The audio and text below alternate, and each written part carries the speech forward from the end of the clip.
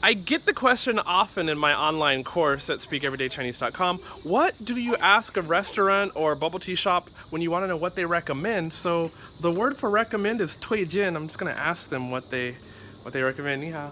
你好。这儿推荐什么？你这样说是不对的，你应该问。Oh, she said it wasn't correct. 这样说是不对的吧？对。应该问。你应该问店员说，你们这里卖的最好的是哪一个？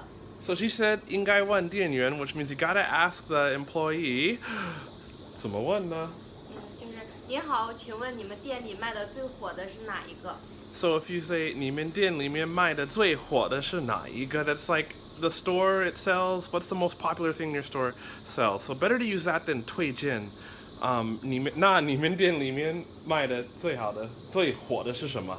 最火的是奶茶，有一个招牌奶茶。招牌奶茶。对。好吧，我要招牌。什么叫招牌奶茶？招牌奶茶就是这个店主打的奶茶。All right, so I'm gonna get the 招牌奶茶. So remember, 怎么说这句话？你们店里面卖的最火的是什么？对。So that's what you want to say. Not what do you recommend, but 你们店